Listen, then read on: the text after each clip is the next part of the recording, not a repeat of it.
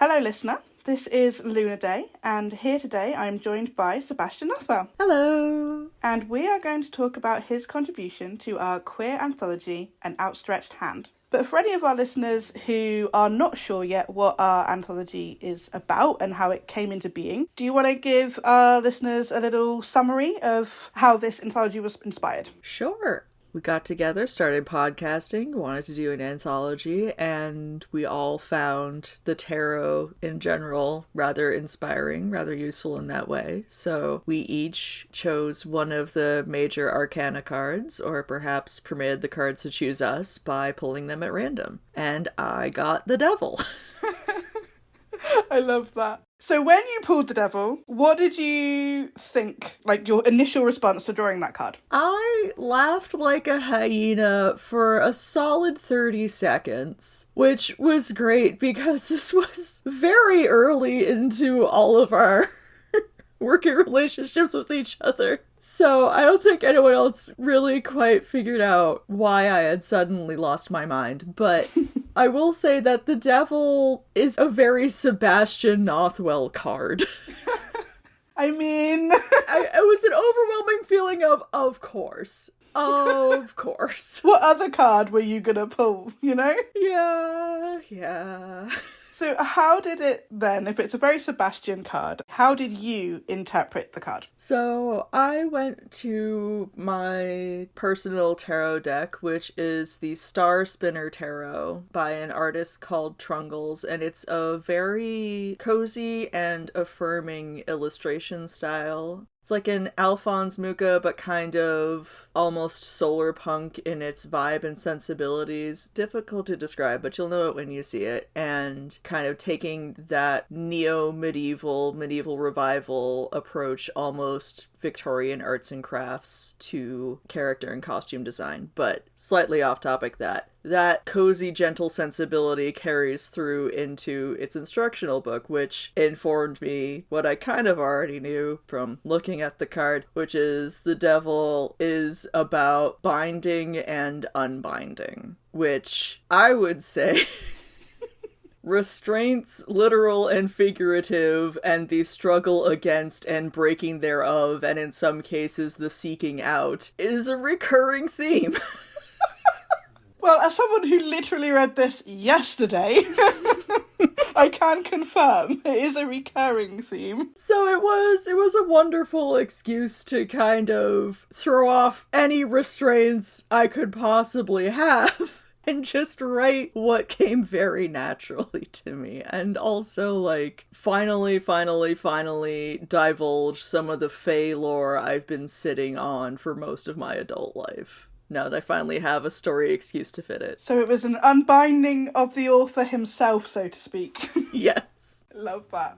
So what was it about your card that you were most excited to put into the story? So the story is kind of an offshoot of the Oak King, Holly King world. Oak King, Holly King being my Victorian fave romance. Which, don't worry, you don't need to have read. None of the same characters appear. But just know that this is a world where Victorian England and the Fey realms are kind of sitting side by side and occasionally intersecting. And this story is about one of those occasional intersections between a very repressed, very Victorian young man called Edmund and his Fey lover, Riplikish. And what I was most excited was I had kind of held the character of Riplikish in my mind for years and years and years, but never found an excuse or a story that fit him well enough. He's been, like, in so many manuscripts only to be removed and be like, no, it's not your time yet. Back on the shelf you go.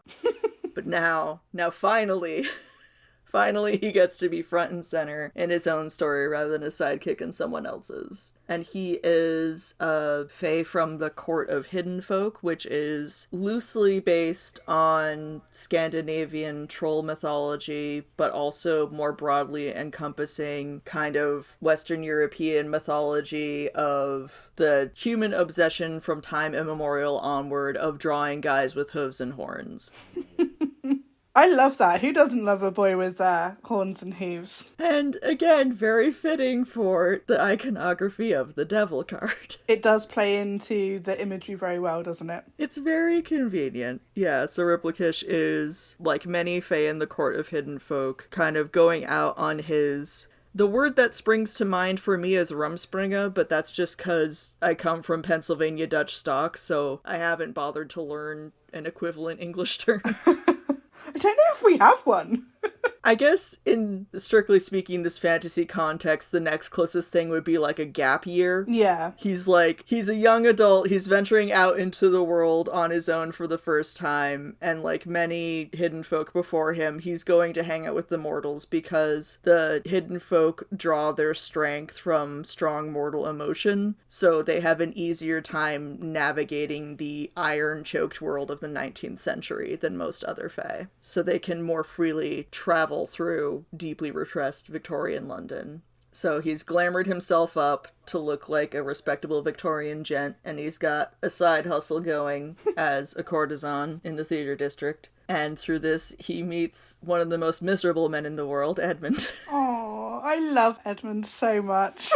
He's doing his best. He really is. He's trying so hard, bless him. This poor adult man, this poor accountant getting bullied at the club by university friends who won't leave him alone. Yeah. I loved the whole thing. I really did. Thank you. So what was your favourite part about the story? Do you have a favourite part? I think I can guess, but I'm going to let you tell. My favorite part was getting to explore some hurt comfort concepts that, again, I've been wanting to explore for a while, but haven't found the opportunity in which to do so. We get a little bit into the consequences of living in an iron-choked world for the fae and what actually happens when a fae is struck with iron and what can be done about that from a medical perspective. Absolutely. I mean, I'm just surprised there wasn't any hypothermia in there.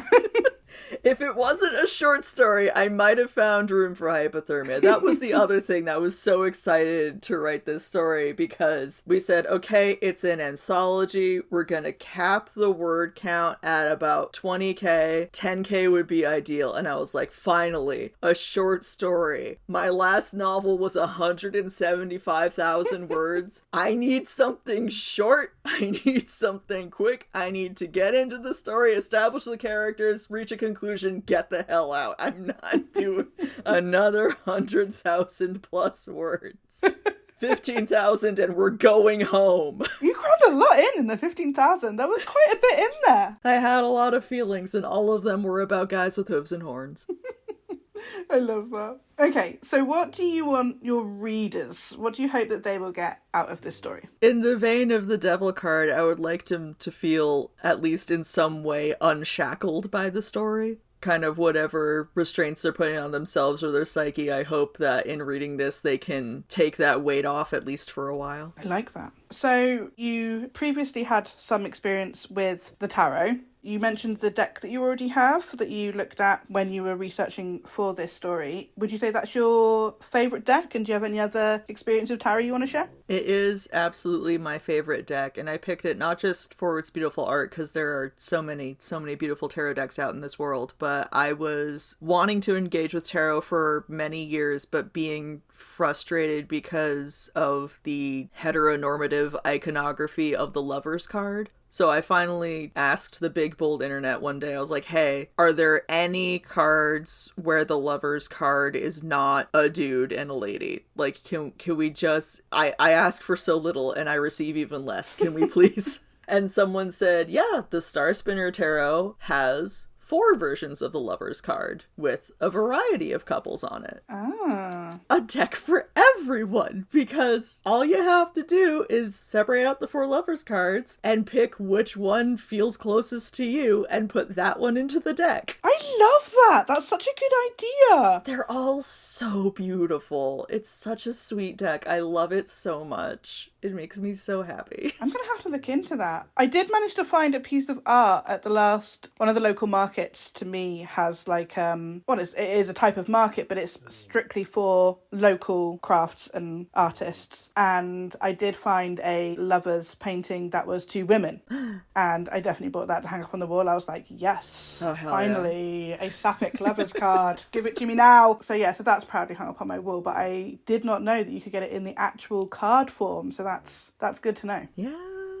My other experience with tarot was locally in 2019, the distant past. We had a witches' ball at the Unitarian Universalist Church for Halloween, and they had free tarot readings going, so I was like, all right, I'll stop in. And the result of that tarot reading was that made me write Oak King, Holly King. So that's quite pivotal then. I owe one novel and now one short story to the tarot. Wow. I love that. So if readers wanted to keep up to date with Sebastian Nothwell and read Oak King, Holly King or any other titles by you, where would they find you? They can find me, all of my socials, all of my books, all of my storefronts over at sebastiannothwell.com. Perfect. Well, thank you very much for that, Sebastian, and thank you, listener, and we'll speak to you next time. Yes. An Outstretched Hand releases on November 11th, and you can pre-order wherever you find your fave books. And stay tuned for more Right Here, Right Queer.